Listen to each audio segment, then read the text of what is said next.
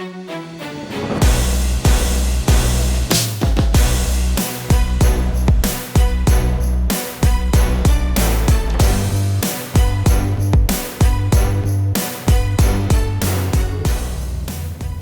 championship mentality. What does it take to be there, and what does it take to get there?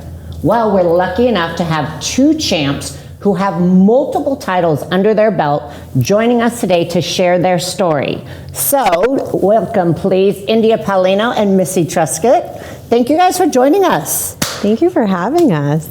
So excited to be here today. Yeah, obviously you guys have amazing careers, but it wasn't just an overnight success, and it isn't like that for most people, right? So we got to step back to the early stages, and I want to know first and foremost, what was it that got each of you guys interested in the sport, or made you even want to go, what is this competition thing all about? So India, let's start with you. What prompted you to get into the sport? So for me, I actually remember the day. Oh, wow. It was yesterday. Really? Yeah, so I was a police officer before, former law enforcement. I was working the midnight shift, and if we didn't have any calls, I was interested in fitness. Fitness, we did it for a different reason. It was more so being in shape and being good for your survival and to be able to do your job. And so I remember looking through the magazines, like fitness magazines, and I saw a photo of a bikini competitor at the Arnold Classic. And I knew nothing about competing, nothing, like the sport, anything.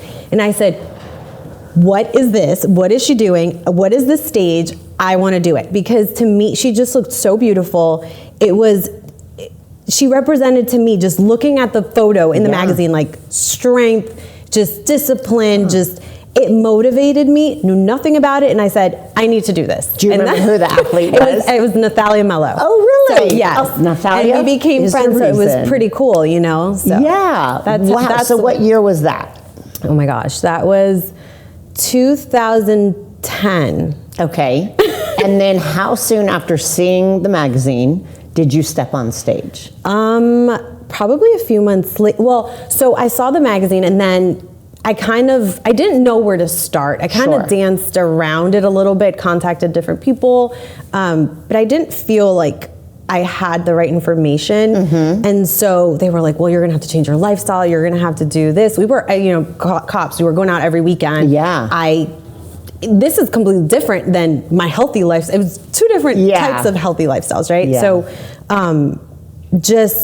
I remember there was a show, I got in contact with someone who knew her, that's what it was.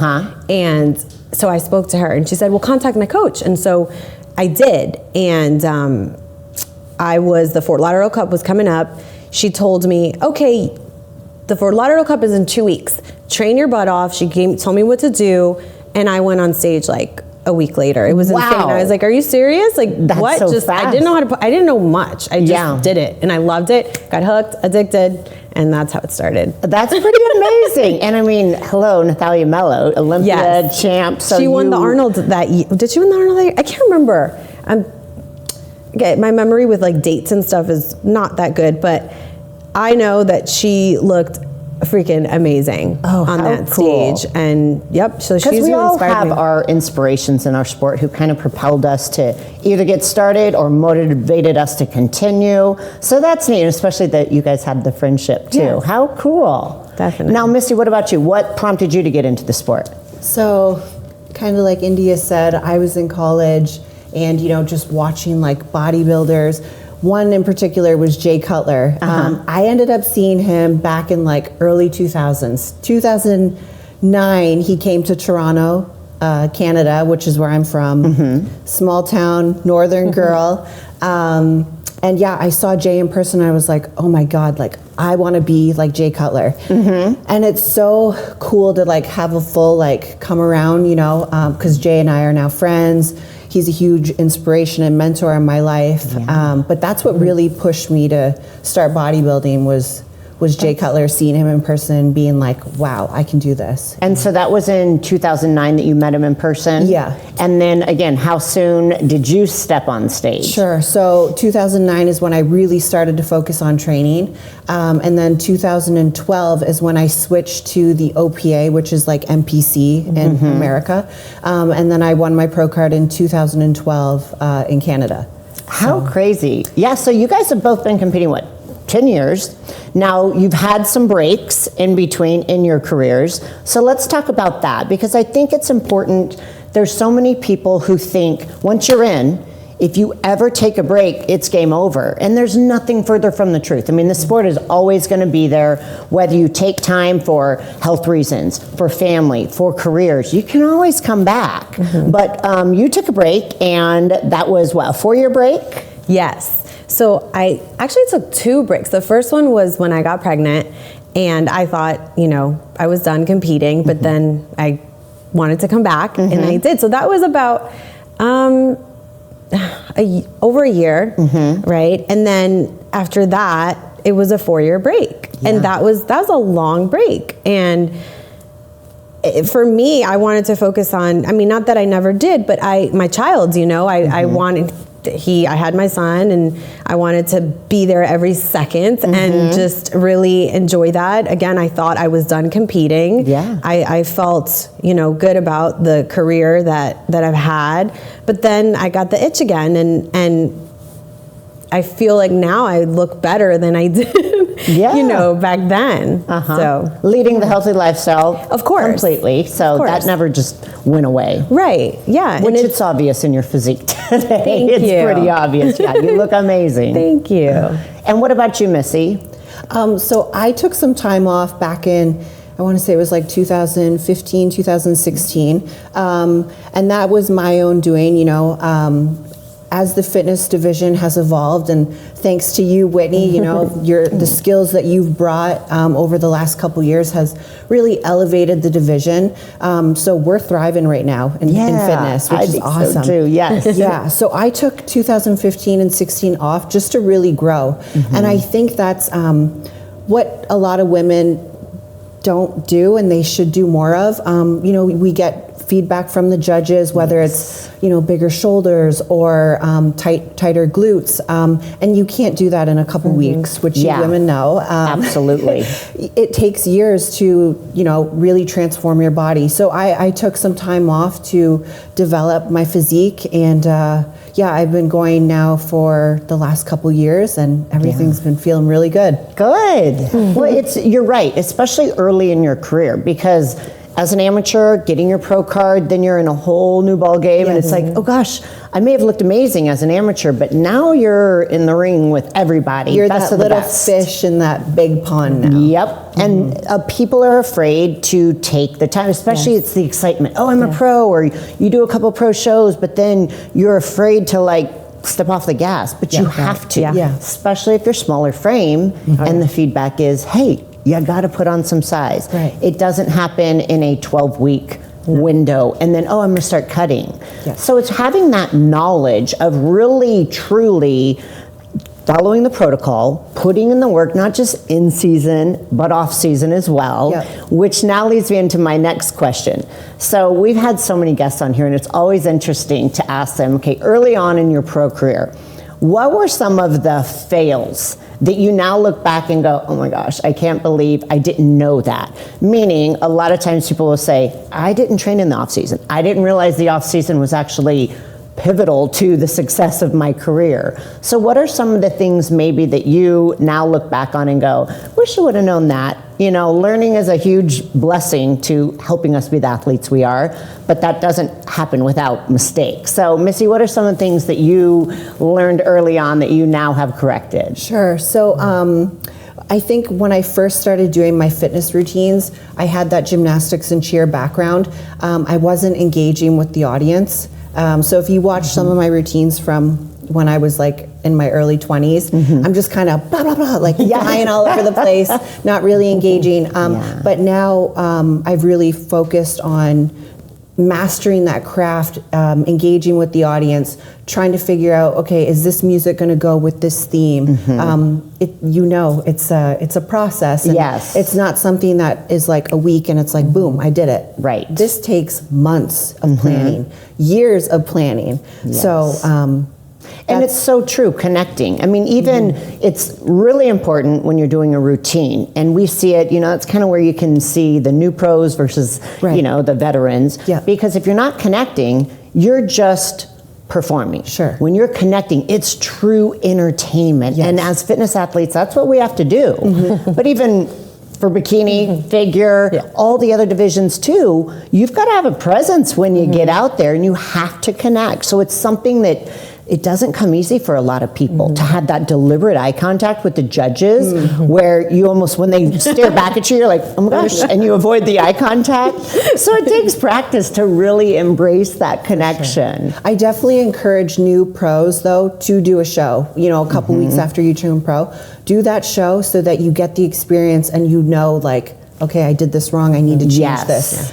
That feeling on being on a pro stage, because it's a lot different. Oh than yeah. an Yeah, and it's amateur not, stage. you have more time. You're not like just shuffled through with these hundreds of numbers. You're like, oh my gosh, they announced my name. Right. I'm walking out there. Your posing routine is twice as long. Yes. So it is. I mean, just kind of getting that experience. People wait sometimes too long. Yes. You're never going to feel like I am 100% ready for my pro debut. You just got to jump on it. Just do it. Yep. Yes. And then take the time off to develop and Sure. make those tweaks and take the judges' feedback. Yeah, absolutely. So what about you? What mistakes did you make? So for me, I think it was just my overall approach. When I first started, I'm the type of person, like when I do something, I want to do it 1,000%. I think we're all that way to a point, to an extent. For me, the way I viewed it, how extreme I think I went into it. I think everything's about a balance, and that balance is going to look different for everyone depending on your lifestyle. And so for me, I got to a point where it was just, I was so like super focused on everything, to where I kind of slightly forgot about life. Sure. And I didn't like that.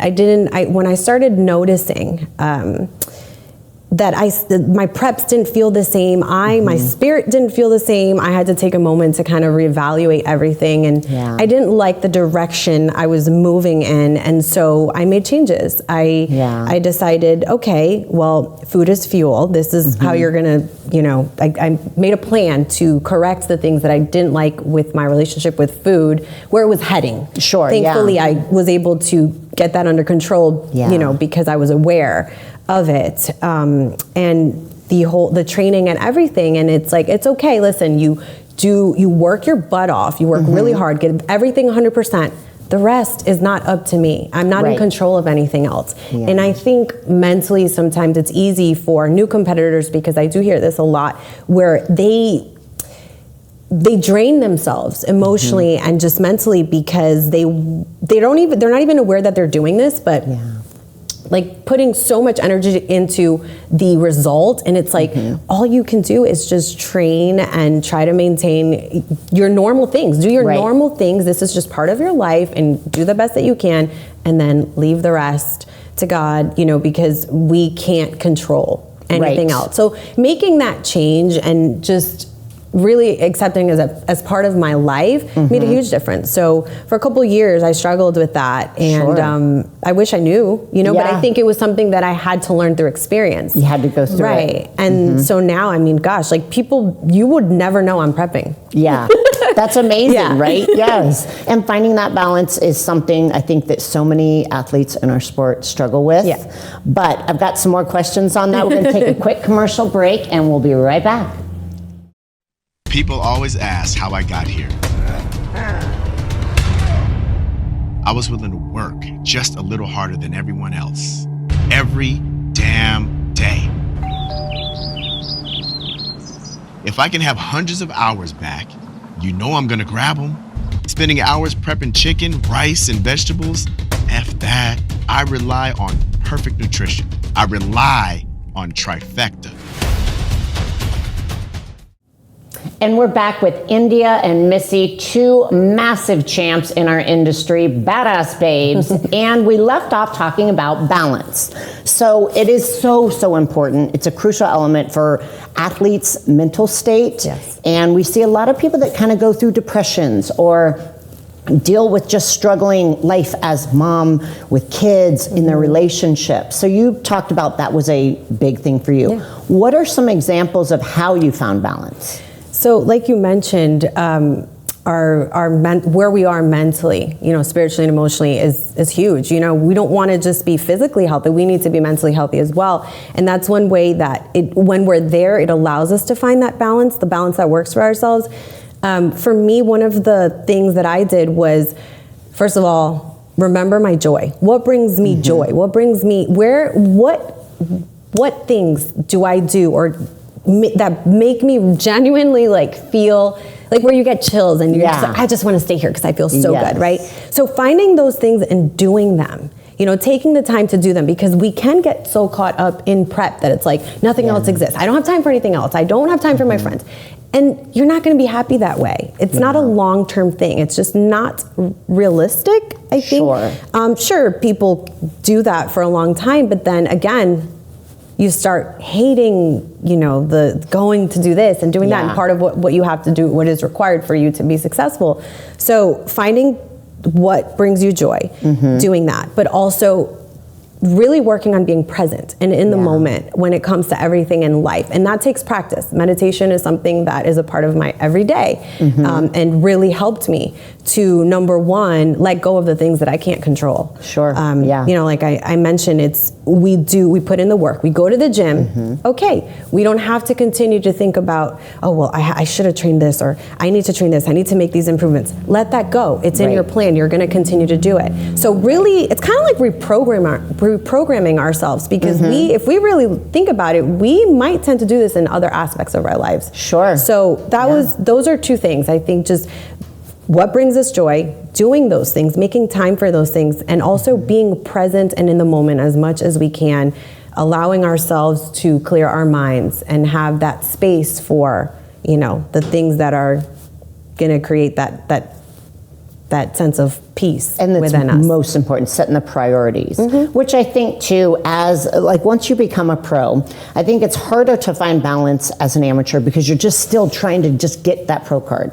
And it's just tunnel vision. But then once you're a pro, there's really no higher level. It's to get to Olympia, place at Olympia, but still you're there, and that can't ever be taken away. So I feel like once you get to that pro status, that's where you start going, all right, cool, now I need to find balance. And as we progress each year in our pro career, we start learning and going, okay, balance actually is a good thing. It can be fun. And I know that now having kids and, you're like a whole different lifestyle, so we're going to come back to that. But also with training. So you guys, training obviously and being pros now for both 10 years, there's probably tons of things that you did year one that you never did and you're doing now. So what are some of the changes, Missy, in training that's different in regards to what you used to do and what you do now? Maybe it's your approach to it, maybe it's a different way you train. Give us kind of a glimpse into how you've progressed. So just like recognizing the late John Meadows, my former coach, once I had switched to him, we had really started to incorporate actual bodybuilding split, so push-pull legs, and then of course all of my fitness skills practices and that stuff leading up into whether it's Olympia or Arnold, any big show. So it's more or less just been training heavy compound movements, really pushing in the off season, because that's where you make the growth, right? Especially for our division, it's we're dealing with injuries all the time. Our off season usually is when we're the most healthiest, so it's when we can do our overhead presses, we can squat and not have knee pain.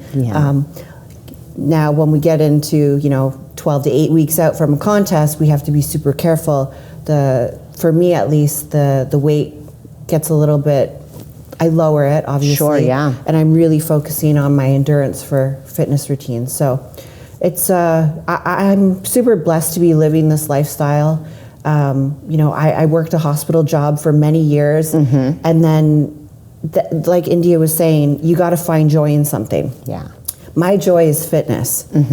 So I can look back and think like, man, if I was working 9 to 5 at the hospital still, I would be hating my life. Yeah. And I'm blessed to have, you know, fitness as my outlet, and I can do this every day, wake up happy, help people, and still like achieve my goals and dreams. So going after it. Yeah. Well, and it's like that transition, right? Sometimes you have to experience the rough, even though it may not be horrible, but it makes you go, I want something better. I want to enjoy my job, or I want to enjoy my work, or find a career that fits in exactly what lights me on fire, you know, and just gets you excited each day. So it's great you've been able to do that. And obviously, you know, being involved in the fitness industry, I think for someone who's ever been a champion, it's hard to ever be out of it if you truly genuinely love the sport, because you always are, you have that image within the community where people do look up to you, and you want to give back. You want others to experience the cool stuff that we've all been privileged to experience, and we obviously love it. So like being able to do it day in and day out is a pretty cool thing. Now, okay, so what about, let me ask both of you guys, what would you prefer if you had to choose one for the rest of your life? Would it be cardio or strength training? Go. Strength training. Strength training. Yeah. Now, is that because you hate cardio, or what's the reason behind it? For me, no, I don't hate cardio. I like the way, you know, feeling like you're in shape when you're running. You don't feel like you're dying, you know. I love that when you get to that point. More so because you're still going to, you know, be in great shape. Strength training, I think people don't realize that. Yeah. You're going to lose body fat strength training. You're going to, but for me, let me just get to the point. For me, we can build our bodies. I mean, I was like a spaghetti, like that's what I looked like before I started training. I was like, there's no way. Like how, oh my gosh, like these, I'm not naturally, like I'm not even a curvy person now, but you know, the poses and stuff. But like, I think she's curvy, everyone. Okay, debatable. But no, I was just so thin. I was really thin. It was very difficult for me to gain weight, and just so to be able to transform my body through strength training to me is like, I'm just wow, you know. So 100%. And then of course with Missy, I see all your stuff on social media, like you love to push heavy and really kind of have that power output. So kind of explain some of this, the thought behind it. So I, like you just said, I do love that like rush, that like competitiveness with myself to lift heavy. I've been now using like sniffing salts, and I feel like it just totally like opens up your mind, and you can like really, like it's like pneumonia. Yeah, like smelling salts and crack. It like pulls out receptors, and it's just like total focus. That's been something for me that I've done for years, and it's a game changer. Yes. Now afterwards, you might need to take a nap because your circadian rhythm is all like woo, CNS is shot. True. Yeah. But it's great for those like heavy lifts. You know, you can really get into it. But yeah, I love lifting heavy. It's something that I did even before I was a pro. Watching the Jay Cutler videos. Totally. You know, seeing him like on YouTube, and I'm like, oh my gosh, like I love this. But I do have that like competitive spirit. And I think we all do in the fitness division. For sure. We all love each other, but we're there to compete and put on a show for the fans, and it's just, I don't think we would be doing it if we weren't competitive, right? Right. So, I mean, and that's the thing for everyone in our sport, because you put in so much time and effort, and granted, we know getting into this sport, it's subjective. So we have zero control. Right. But you push to try to win, or at least to, for your own self, improve from previous year. I mean, that's where you know you are winning. You can never control who shows up. So you've got to just focus on beating your best, being competitive within yourself, while also pushing for those championship titles. But I love it. I think with athletes in our sport too, we like to feel strong. As women, we've come so far. And in the gyms back in the day, you know, Jane Fonda era, everything was aerobics and cardio. And now we're in there like with the boys just slamming weight, and it's very empowering, because again, if you want to shape your body, that doesn't happen with just cardio, but that was the whole mindset back then. And now we're all examples in our sport of, no, you want to have a kick-ass body on the beach or in the gym, you got to do strength training. So, and you could, you know, if you had to choose one, you could do strength training and then just do a little bit of HIIT and gets that cardio. Yeah, so exactly. we never have to completely have it out, but it's just a different model, I guess, to kind of go after it. Just to touch a little bit on like women in the sport, we got to thank Jake Wood for coming in, up in prize money, really Yes. recognizing the women, women's bodybuilding, bringing it back.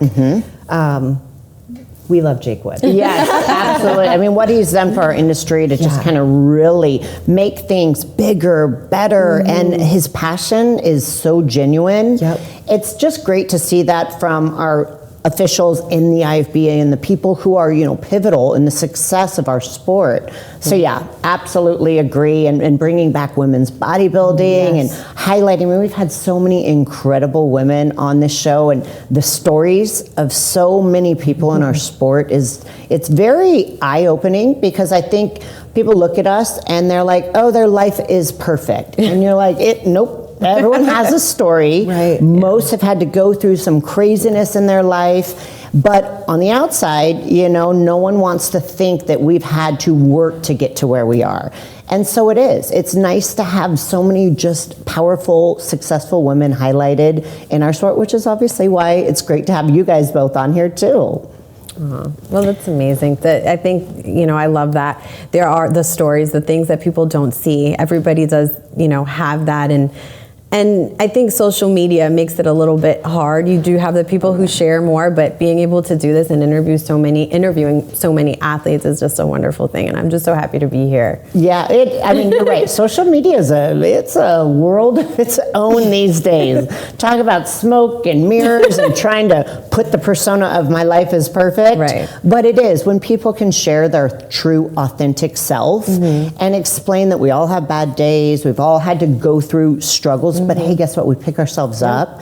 That's where people can relate. Right. That's something that people can really appreciate and be motivated, inspired, at least for the right reasons. I mean, we're trying to influence young women to empower them to become strong, confident. Can't always do that when we're not showing that everything's not rainbows and butterflies. So we have to be real about it. Yep. So let's go back to, you guys, like I said, have multiple wins. So for your first pro win, let's talk about that. What was your first pro win? Oh my gosh. You're putting me on the spot. It wasn't pro? No, now I can't. I'm telling you, I should know this, and I'm so terrible with I have severe ADD. So it's Missy and I were talking about this earlier. We were talking about when we went pro, and I couldn't even remember that. I'm like, I remember that, but I do know that I know what my pro debut was. It was Tampa, and so I won overall junior nationals.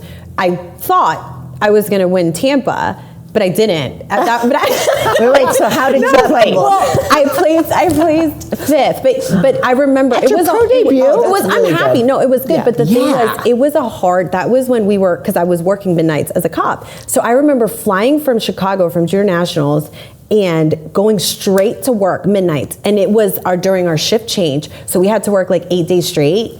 And so I went straight from winning Chicago 8 days straight to Tampa Pro, and I was exhausted. I was dead, and I had to be careful with time off at that time. All that stuff. Hey, and you got fifth. No, I mean I'm happy, but that is not fair. Yeah, you should be happy. I mean, it's just even if someone had the most perfect prep on their pro debut to place fifth, that's pretty amazing. But my point is and I see this happen a lot. Is sometimes I hear this often. A girl will win. They'll turn pro, so they'll win their national show, and they think immediately, well, I'm gonna. No, that's again, the pro stage is a whole different thing. But then also, every show is different. You don't know who's going to show up. You need to be your very best. I was not my very best for Tampa. I wasn't. Yeah. So but that mentality is we need to go into every show. Sure. It's the first show because you don't know what's going to happen. Well, there is this stigma, and there's this kind of thing in the industry that I know you guys are well aware of. So anyone who really has success really fast, right out the gate, maybe they go and do their first regional show and they win, or they win overall. They go do their first national show, boom, pro card, and then they're on the pro stage.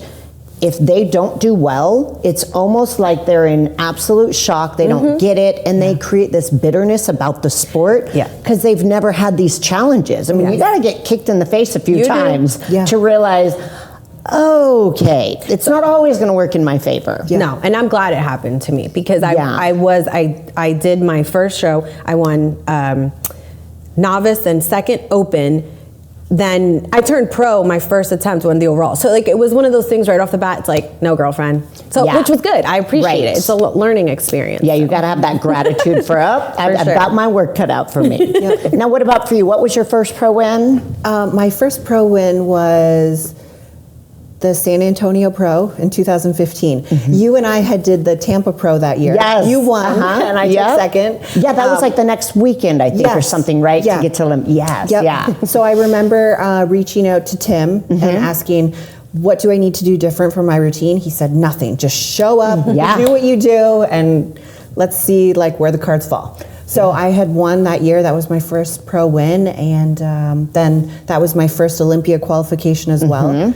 And that Olympia I placed last, but you have to go through, you know, you once you become a pro, you're literally at the bottom and you have to work your way up again. Right. It's just a process. So it is a process. I'm glad I stuck with it because, again, like I said, I'm blessed to be living this life, and I wake up every single day doing exactly what I want, and I love it. No better feeling than that. Yes. That is for sure. All right, we're going to take one more quick break. We've got lots more questions for you girls because this is getting fun. So we'll be right back.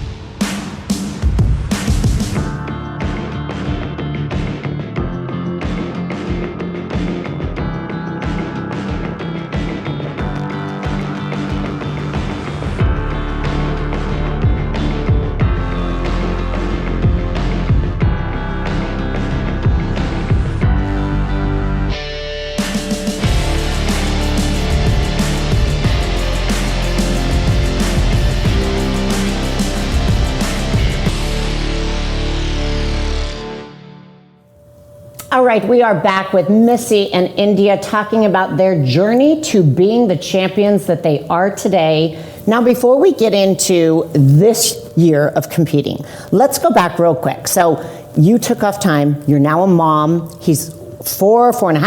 4.5. And give us a glimpse into kind of the mindset of going, all right, you were so happy. I've seen you multiple times throughout the years. You're an incredible mom. He's beautiful, by the way. Thank you. But you're like, oh, I got this itch. I thought I was done. Now I'm competing again. So that's not always embraced well. And I'm sure you had some chatter that you heard about, oh, India, she had a baby, her body's destroyed, she'll never look good. You proved them all wrong as you hit the stage this year. But what was your mindset? Were you scared? Were you fearful, like, I'm going to get out there and it may not go well, and you know, any of these negative talk that people were saying, or maybe it was in your head? Share with us what you were thinking. So I was actually really just excited. Like I missed the sport. I'm just in a very good place mentally. You know, personal development is such a huge part of my life. That's why I coach, and it's a priority for me. I felt like, you know, the time off was really good for me, just for my body. Sure. But then also just working on myself. I'm not holding back on training anymore, and I had to for so many years because, you know, my body type, like genetically, wants to put on more muscle, and back then bikini, that wasn't allowed. Yes. And now the girls are more muscular, they're leaner, and And so I just wanted to see, it was about me. I wanted to see what I could do. My life is very different now, and I wouldn't change it for the world. That balance that we spoke about plays a huge role in why I'm able to do what I'm doing right now. But, you know, I knew I had to understand something, because when you have been very successful in the sport and you come back, you don't know what's going to happen. You know, it's a different time. The bodies are different. You know, and so for me, I had to make sure that I accepted the fact that, again, like, I don't know what's going to happen. Regardless of what happens, it's about what I was able to do, the journey of getting my physique to match these bodies now after a 4-year break. Not really training for bikini at all. Training really in a different sport, doing CrossFit. I mean, that's like a no-no for bikini, but I was doing it, you know? And so I had to be okay with that. And I had to make sure that I was okay with that. That way, there's no disappointment. For me, I wanted to make sure I was going to be good no matter what. And I was there, and I'm just so grateful. And I can't even express just how excited I am that I was able to take off 4 years and come back and go toe to toe with current, you know, Arnold champions, Bikini Olympia, multiple times, you know. It was like I never left. Right. So that to me is just, I'm so happy about that. And there's just nothing, I don't have any other feelings other than just gratitude and just, I'm excited. I'm excited. I'd never really got the time to train to build muscle. I didn't know what I was gonna need. Right. You know, it was kind of like, all right, let's do these shows and see where I'm at. Sure. But of course, with the goal of doing well, because that's why we do what we do. But now, you know, after doing a couple shows, like, now I'm like, okay, this is what I need to work on. So now I actually have some time to do that. So it's just, it's an exciting feeling. It's a good feeling. Well, and I know there's a lot of women, it's struggles. You're like, for me, I had my kids before I even got in the sport. And so I never had to make that decision. Missy, I know we've talked about, you're like, yes, I want to be a mom. It's hard to sometimes make that call of, I'm going to pause. But I think it's a perfect example of saying, I paused and I came back and I'm still killing it. So the sport is always going to be there. You just have to, each person has to just decide when is it the best time for them and go with it. And again, embrace it, be happy with it. But no, you can always come back and be a badass. No. And better. You can. And that's one thing that I do want to mention is that, you know, I have a lot of women when I did get pregnant that wrote me afterwards and I came back and they're like, you know what, you've inspired me to, you know, be able to do this, take a pause and do this and have my children. I want children so bad. I'm like, girl, have your kids. Have your kids. Right, I get how it can be difficult. I do understand that. But again, like you said, the sport will always be there. And to me, I look better now than before I had children. Yeah, I agree. You know what I mean? Your curse, when you hit the stage for the first show, I was like, oh, hell yeah. I mean, I was so excited when you were coming back because I loved your energy on stage. You were always one of the bikini athletes that when you came out, I'm like, ooh.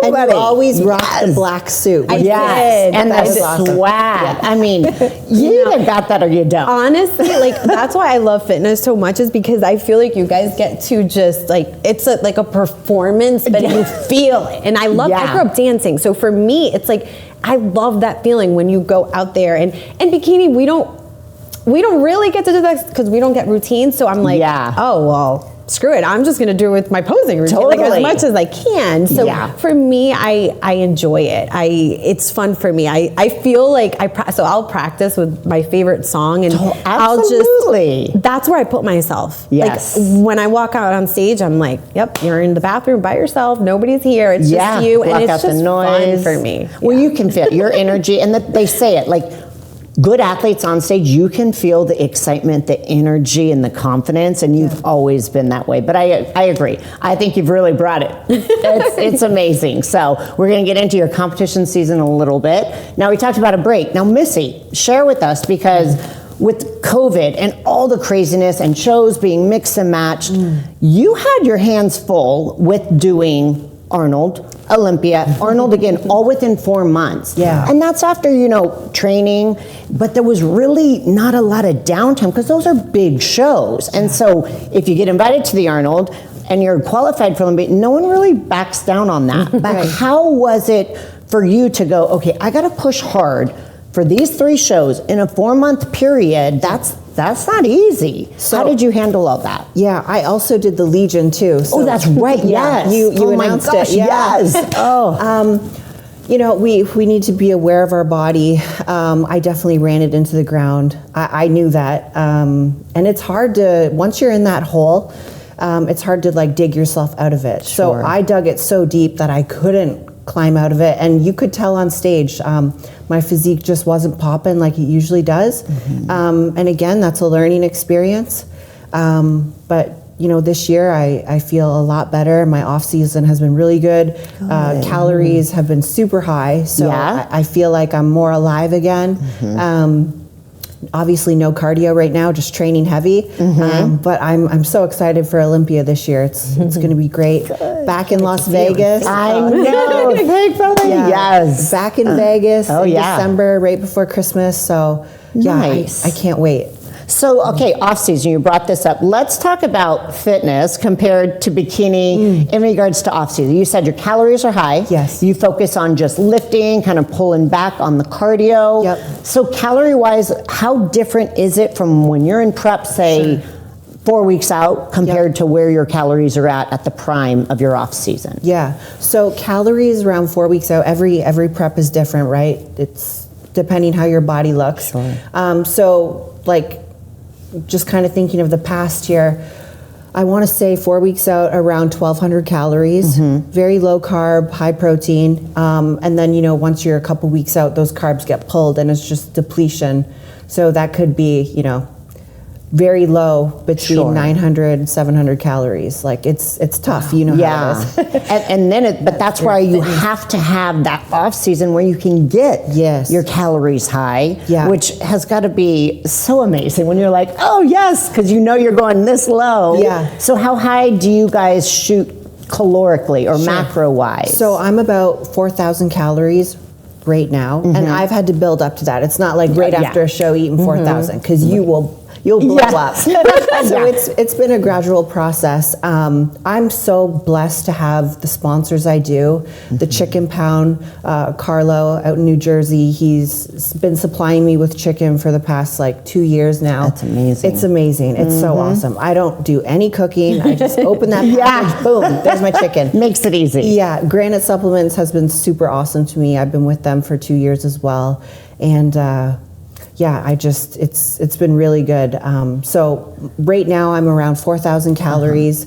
Hopefully we'll get a little bit higher over the next couple of weeks until I start that cut down for Olympia. But I feel good. I'm ready to start dieting now. But you're like, but I got to follow the plan. Yep. We all have a plan, and you got to stick to it, trust the process. So absolutely, and the fact that you're feeling good, that's all that really matters at this point, right? You're like just feeling good. And then following strategy. Yes. So 4,000 calories for you? No. I am sure I can eat 4,000 calories sometimes. No. So I'm never really tracked. So for me though, I know it is different. I'm definitely having, I would say, just because you kind of learn like off the top of your head just from measuring and everything, definitely 2,300 probably at my lowest right now, but I'm still like coming up, and my weight's maintaining, which is great. Awesome. Also, my food has changed a lot. So I'm vegan now. I was not. Okay, that changes a lot. For 4 years,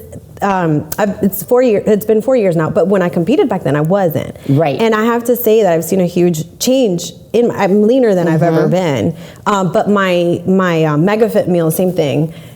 I am so thankful for them because my tempeh, my rice, my sweet potato, like everything, it just makes life so much easier. For sure. But it does change, of course. My last 3 shows this year have been different. Sometimes carbs get pulled, sometimes they don't. I went down to 1,900 calories and then a little bit lower than that. And then again, then it was just protein for like 5 days, and then we added in a bunch of carbs. It just it's always different. But right now I'm just trying to eat good foods and just train really heavy. And Yeah, and you've done 3 shows already, so Yes. you're taking a little bit of a break. We have to know, obviously, before we wrap, what are your plans for the rest of the season this year? So I want to win a show. I want to win a show. I want to qualify. I'm up there in the points, but you know, we have our own things, and I'm like, I Right. really want to win a show. So I think we're gonna go for 1 or 2, probably around September. I want to, you know, it's been about giving my body a little bit of time Sure. to just build a little bit. Of course, if I had a longer amount of time, that's going to be much better. But just the way things are working out and doing the best that I can right now with what I have. And yeah, so I'm definitely going to be competing before the end of the year. Good. Just giving yourself a little refresher right now, Yes. which is amazing. Yes. And Missy, you're obviously already qualified, but I know you're not done. You've had to already compete a little this year. Yeah. So what are your plans from now until Olympia? Are you going to do anything more after? What's your strategy? Yeah, so I did the Arnold this year, placed second. The fitness division is evolving. The physiques are getting so much better. The skills are upping, so it's been great. It's been really, really good competition. And then I did Boston as well, which was the first year, Yes. the Boston Pro, and Which you won. Yep. Yes.